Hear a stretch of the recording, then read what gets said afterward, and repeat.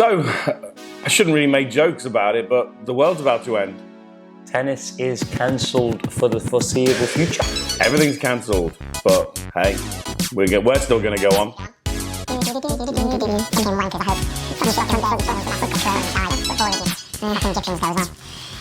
Hi, this is Paul from Strung Too Tight. Stephen here, hello. And Indian Wells is cancelled. And I think there's going to be many, many more. Let's be honest. It's insane.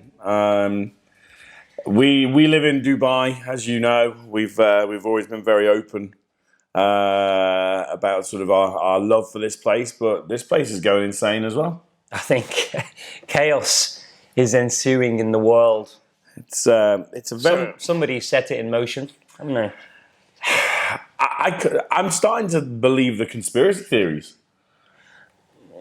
See? Well, I mean, I love a conspiracy theory, but I don't even want to go there because, you never know. Well, here's one thing for you, Chelsea. I'm sure, hope maybe as you know, maybe as you don't, Indian Wells has been cancelled due to obviously the coronavirus. Now, I think the first question is, should they have cancelled it? What do you think? It's a really tough question actually right now because obviously the way the world is going, etc., etc. Based on what we've seen from Italy, I think it's probably for the best. I really do. Do you not think that? I still part of me thinks they can play behind closed doors. But if you're a player, do you want to take that risk? But they'll be with the other players anyway. Just have the umpire. Have Hawkeye working so they don't need any of the lines judges and all that chores. If they're not sure, they can just have unlimited challenges, I guess. There must be a way around it. Because, I mean, other sports, I guess other sports are cancelling things, but other sports are playing behind closed doors. So is tennis doing enough to keep it going? Obviously, the TV is the way around it. I mean, they could put more things on television. They could do a lot more with that. But I'm playing devil's advocate here because I think it should be cancelled as well. But I'm just trying to think, as you look at the forums, and some people have asked me that, are they doing as much as possible to keep it going? I'm sure they are. But like you say, we spoke to a couple of players and they're pretty terrified as well. They travel, they fly, 50 times, 60 times a year? They play, 26 tournaments, so you've got 2 flights a tournament. I can't help thinking that the people who are against the stop, the players, the events are against the cancellation. I can't help thinking that they're against it because they've already travelled there, and they just think, well, I'm here now, so why not? Yeah. Because based on everything else, it's like, I wouldn't want to get into a plane. My mum has cancelled her flight. She's rearranged her flight. That was for the best, as far as I'm concerned. You don't want to be doing scaremongering and things like that, but one thing you do want to be making sure is that you put yourself at minimal risk. Well, yeah, of course. And we were coaching yesterday. We had the same group, and there was a kid coughing away in that group. You just unfortunately now, the way the world's gone, you always fear the worst. Unfortunately, yeah. And social media, and we're in line with this now as well. Social media doesn't make things any easier. We've had directives from the Sports Council, we've had directives from Abu Dhabi, we've had directives from Sharjah, and it's like, okay, are these from last week? Are these from now? We got one yesterday. Is that from last week? It's just recirculated. I personally think it is.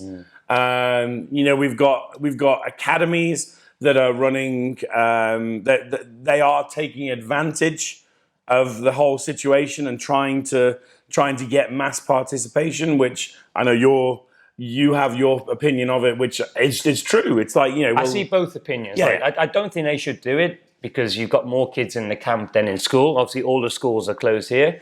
But, it's going to be desperate times for some people and their businesses. I guess in desperate times calls for desperate measures, but I personally don't agree they should be doing it. I think they've probably caused a few more unfortunate events to happen, but it's a tricky one.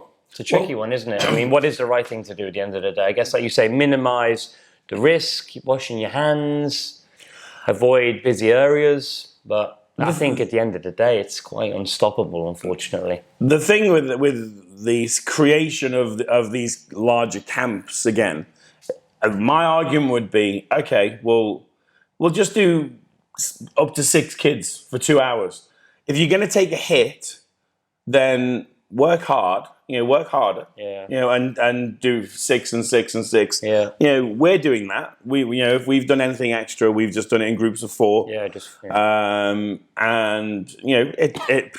Yesterday I did 3 hours in the morning, which could have been done in 2 hours comfortably, but I did it in 3 hours because you take a hit. I mean, it's at 1 hour. It's nothing. It's a time I'd be not doing anything. Well, what else are we going to do? Well, exactly. And you're going to be sitting on your backside at home. Get ready for a podcast a day, kids. I'll tell you that. It's coming. Not push it. There's not going to be much to talk about, is there? I owe someone an apology. Oh, my God. Yeah, no, I never apologise. Well, Roger Federer is a genius. He knew it was coming. There is something fishy about him. I think Nostradamus and Federer. I think he could be a time traveller. He's not human. Something's not human. I noticed as well, certainly some of the top athletes in the world have pulled out of events. Before it sort of kicked off, Tiger Woods has said he had an injury and he stopped playing, and a couple of basketball players, NFL, sort of just been like, it's the biggest problem with tennis is now, obviously, after Indian Wells, we have Miami, of course, in a couple of weeks. Which, by the way, at this moment in time, they're going to do it. It's running. It is on. I agree with you there. But the biggest problem is after Miami, it's the clay season in Europe. Well, and the grass season in Europe. Rome ain't happening. Rome ain't happening. Rome ain't happening. I mean, that season's not happening. I'll tell you now. Might not be the most magnificent prediction, but that European season is not happening. Unfortunately, it's going to get worse before it gets better. Look at the markets. Do you want to travel to Europe? It seems to be struggling a little bit. I'm pretty sure tennis is cancelled for the foreseeable future. Yeah. Sports. I mean, Liverpool are about to win the league, and I think they're going to do it in front of an empty stadium. I guess that's one slight positive maybe I could take, but I mean, I was planning on going back to Liverpool for the celebration for the tour, but that ain't happening either. Olympics is probably not going to happen. I mean, you can't expect people to travel to Japan. No. Even if they put it on, are people going to go? Are people going to watch? No chance. Absolutely no chance. European football championships. Where is it held, by the way? I don't even know where it is. It's over 12 different countries. Oh, well, forget that. That's stop. Yeah, forget that. Well, I know one country it's not going to be in, but it's going to be such a strange thing. So I think all we're going to have to start talking about is more general topics. Greatest players, best matches, strings, rackets. Yeah, we're gonna have to. Yeah, we try it. We've always tried to be something kind of like talking about UAE tennis, talking about world tennis tournaments, etc. But we have on a couple of occasions addressed bigger, sort of more generalized things. But our last podcast, 1,400 views, which we've made it. Which I've got to say, Rafa and Courtney and Beer and Rene, that's a lot of views. Well done, thank you. Although, do we still owe them per view, or was it? No, we don't. No, seriously, thank you to everybody. It was exciting. It was quite pleasing, actually. We were probably a little bit shocked, to say the least, but it's nice. We've had good comments, and I was actually pleased we got some dislikes. I kind of enjoyed that. We did. We got 5. I mean, how can I say? So, see, the views started building up a little bit. Okay, it's only 1.4 thousand. It's good for us, but it's, in the grand scheme of things, it's nothing. Paul sends me a message, oh God, how am I going to deal with the trolls?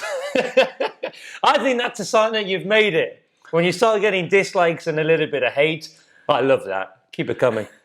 I mean, but even the comments were really, really good. I mean, there were obviously some trolling and things like that. Oh, but even the trolling question was good. What was it talking about? Saying we didn't mention Andreescu. Obviously, we sort of did in a roundabout way with Canadian tennis.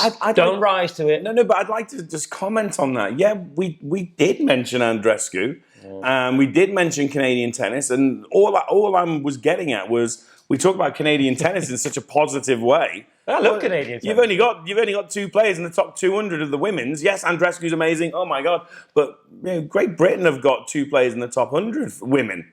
I mean, I tell you what, Heather's on form, eh? Heather's down to 50 though. She lost the rankings. Yeah, but she had a tough first round. She and obviously just played a full week. Never easy travelling and then playing the next day. But that's 2 players in the top 50. Actually, not even top. Konta pulled out a bit of form as well. Yeah, Konta's sort of up and down. When she's on, she's on. When she's not, she's not. But yeah, there were other things. I mean, somebody asked the question why.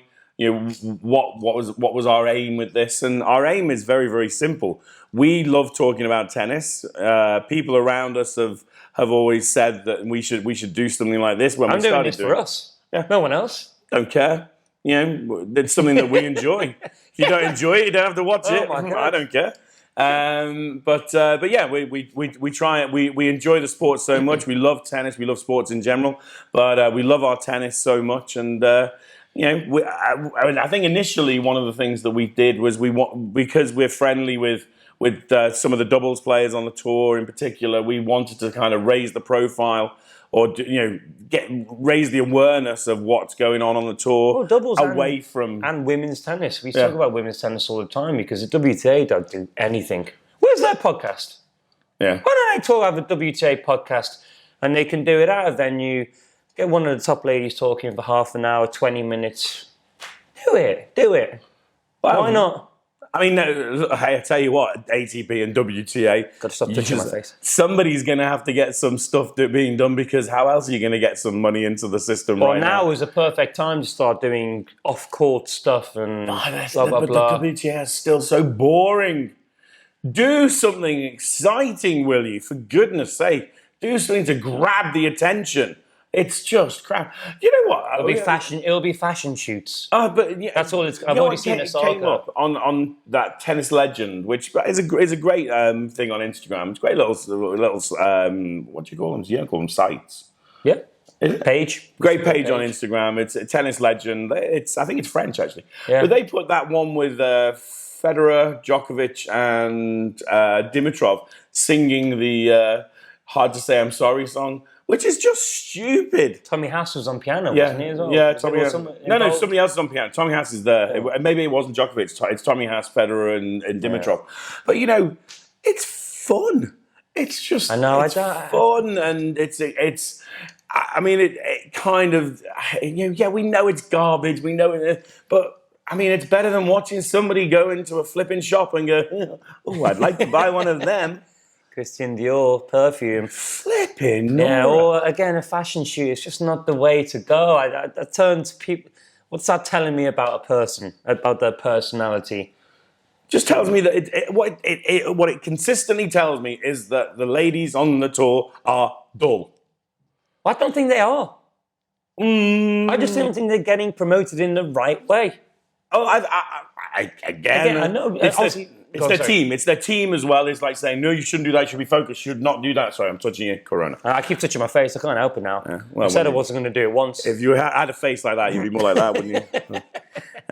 But yeah, I mean, look, we can go round and round in circles about it. But yeah, that was why we started. We basically wanted to try and just talk tennis. And one thing that is a misconception about our feelings about the ladies' tour is that I think when we did this first, we were negative is the wrong word, but we were a little bit more scathing about the ladies' tour. But the game has changed a little bit over the last few years. We've got people like Barty and people like Kazakina, who's not really there, but she didn't do badly in Lyon. She got to the semis. We've got the game is changing. It's evolving. It's now got a lot more flair to it, a little bit more drop shots. It's not just bish bosh bash, which it was, and it's improving, but. And it's actually probably more exciting than the men's game. Really, I enjoyed the women's week more than the men's week here in Dubai. And that's probably the second year that we both felt like that. Yeah. But I think we're just more frustrated about obviously the fight for equality and so on and so forth. You are. That just annoys you, but that annoys me because because it's garbage. It's not equal. The ladies get more of a cut. They get more. It's just that they can't put bums on seats. And, what a perfect. Oh, no. Set him off. Yeah, you did. Right. Here's a perfect example, Stephen. Oh, God. I don't know what this is, so. He doesn't know, right? Okay. Unfortunately, I don't know how to say their names, which is a bit of a bummer. I can help you with that. Okay. So, the UFC have just had probably unquestionably, certainly the fight of the year so far. One of the best fights ever. One of the best fights ever. It's definitely the ladies' fight of all time. 100%. Right, Stephen. I'm not suggesting for 1 second that our tennis players go and bish, bosh, bash, right? Could be a way to do it, though. 2 not particularly attractive women. No, but what I'm getting at is that they're not anymore. They're not going to win any beauty contests, so they're not your Sharapovas of this world, etc., etc. Okay, poor choice. But people love it. I mean, God, even one of the comments. I know. Sharapova, it's amazing.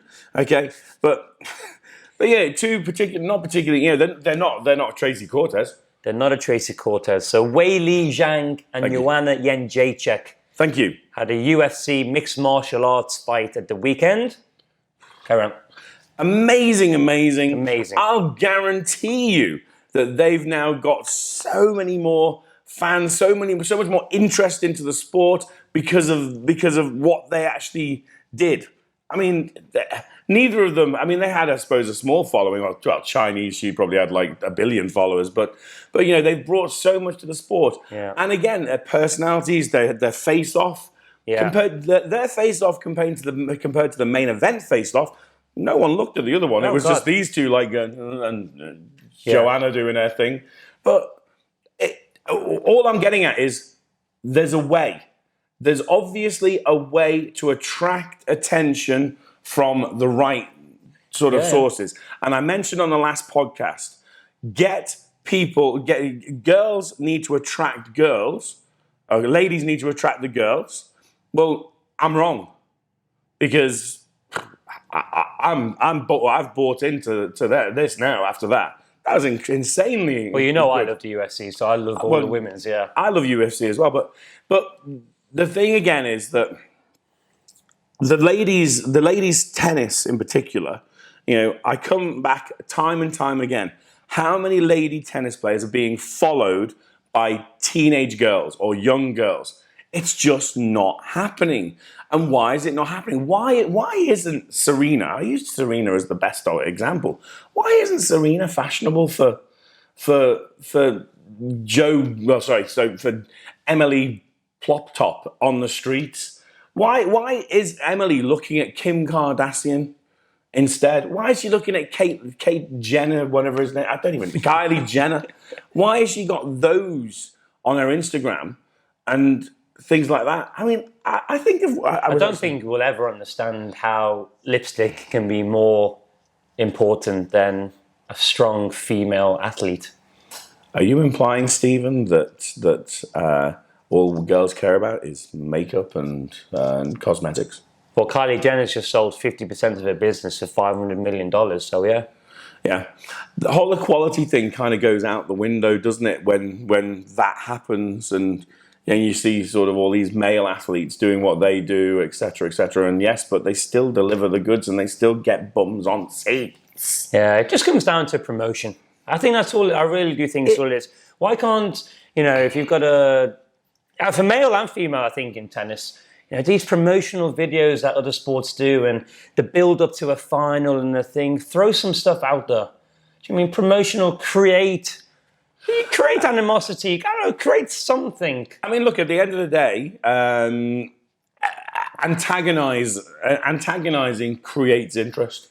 As simple as that. It is. It's I hark back to it, and if you look at previous podcasts, I said it 2 years ago. When Sharapova played Bouchard, no one was more interested in that match than me and you. Yeah. And we were just like, oh, yeah. She called her a cheat. She said she shouldn't have been playing again. Love that. Absolutely. And then the problem is that you'll get people saying, oh, no. Kyrgios, controversial. Why is he the most popular male tennis, or arguably maybe the most popular tennis player at the moment. People want to watch him. He's certainly the most popular. If you speak to any kids, oh God, yeah. Right, he is you get past Federer and Nadal, Djokovic, he is the one. I wouldn't even put Djokovic and Nadal in the same. Whenever I see, I always look at so if there's a match going on and then Australian Open publish the highlights, and I look at the view count. You look at Federer's view count is always number one. Kyrgios is always second. He's always ahead of Nadal and Djokovic is miles down on the list. Sorry, Novak, I was picking you up last week, but that's enough. But yeah, Kyrgios is the most kind of watched player on YouTube in the highlights, Twitter handles and all these things. It's because people want to watch him. Mm. They want to listen to what he says. They want to see what he does. They want to... People are going to his matches thinking he might not even finish the match because he might That's crazy, isn't it? Yeah, but that is... It's, yeah. Fognini, why is Fognini so popular? I guess he's a good-looking fella and he's a good player, but he goes mental. Love it. Controversy sells. It's as simple as that. Maybe they just need to start faking it and building personas. I don't know. In the tennis game, it does seem... Well, actually, let's think of the last kind of big rivalry, okay, in the women's game. What would you say the last biggest rivalry in the women's game? Would you say Serena and Venus? Or would you say Henin and Serena? Because I personally would say... Henin and Serena. You could even throw in arguably there was a small period Serena and Sharapova. There was that little bit of animosity there. But she beat her in the Wimbledon final and never beat her again. Well, yeah, I'll see. Yeah, but that was it, yeah. But there was always a bit of... See, I always think of Henin versus Serena at the French Open when Henin did that and Serena served and then Henin denied that she did that. Do you remember? I can't even remember. Okay, so long story short, Serena served, but Henin did that. Serena missed the first serve. Henin then denied that she did that, so that she got a second serve. Serena went crazy. Henin just didn't say anything. Oh, you and that? Yeah, Henin was this big, off the table.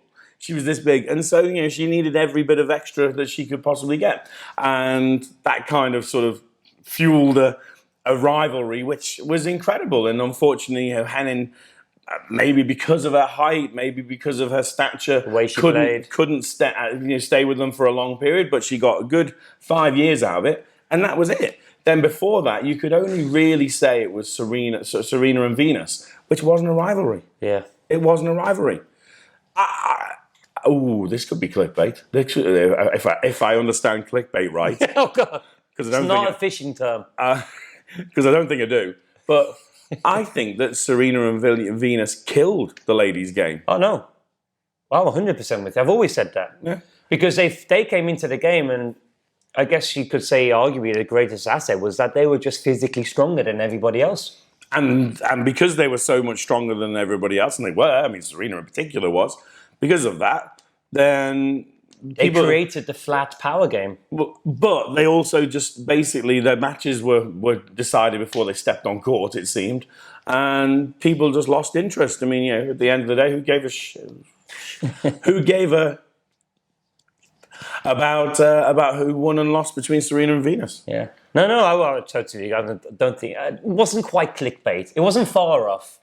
But I think a lot of people would probably agree with you that Serena and Venus... Unfortunately, no fault of their own. Let's get that straight. Amazing. I do appreciate them both. So dominant, and they're both so mentally tough. That's one thing. But yeah, unfortunately, they changed the game, arguably maybe for the worse, just because it's like, I'm just going to outpower you. I'm not going to beat you tactically. I'm not going to do any of these fancy shots. I'm just physically going to outpower you and hit it harder. And then unfortunately, the only way to combat that was to try and hit it hard back. You had no choice. They're not giving you high top spins. They're not giving you slices. They're just going to hit the ball physically harder than you. And that created a pattern of Sharapova hits the ball as hard as she can. Ostapenko hits the ball as hard as she can. Now, I think, is through strength and conditioning and more knowledge and people just getting stronger and stronger, eating better from a younger age. Just now they're starting to be able to cope with that huge power and add in the slices, top spins, because they've got... they've just grown up better. It's just a way of life. Somebody will always come through better. It's as simple as that. But it's taken, unfortunately, 20 years to get there. I mean, and Venus is a good example of technically she's bloody awful. I mean, that backhand drop with could you? Yeah. Awful. I mean, even Serena, you could say. Serena's forehand is a joke. Her serve is amazing. I've said it on this before. Serena, basically, all the mess ups that they made with Venus, they made sure they didn't do with Serena. Because she was a trial Venus. Yeah. And she still did unbelievable. Yeah, but because she was so powerful. I mean, I remember George, no, it wasn't. It was the other one, Clinton, describing her as like, she moves like a gazelle on the court. And I was thinking, Bill Clinton said it about Wimbledon. He said that she was moved like a gazelle on the court. Flipping heck, I thought she was more like Bambi on ice because she's all legs and arms and whatnot. How many times she's sitting on the floor when she actually hits a shot? But again, great, fantastic. Just because one of the best tennis players of all time. Yeah, probably actually didn't win as much as she should have done. Arguably, did great on grass, but then nothing else really. I mean, she had a couple of wins here, there, and everywhere. But yeah, there you go. That's kind of in that bracket. Oh, your alarm's going. Vibrating. You're vibrating, Stephen. Oh yeah. So what have we actually discussed? Because there's not been that much that we've. Bit of Corona. We haven't gone into too much. Obviously, the next couple of weeks are going to be interesting. I think, like I say, it looks like it's only going to get worse before it gets better.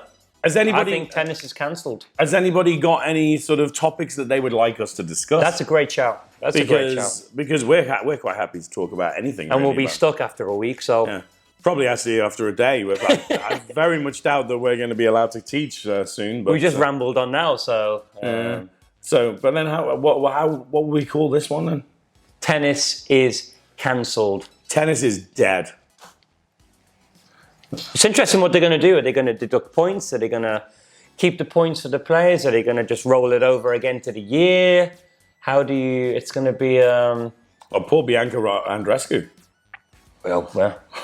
She's only played like 2 tournaments, won them both, and now she's not got any points. Yeah. It's going to be, it's going to be a strange era we're going to move into. And then the aftermath and all the economic issues, I think, is going to be, unfortunately, a bigger problem. But we'll cross that bridge when we come to it. We will be here. Well, no, we're not. He's not coming here if he It's too late now, isn't it? Anyway, so let me just...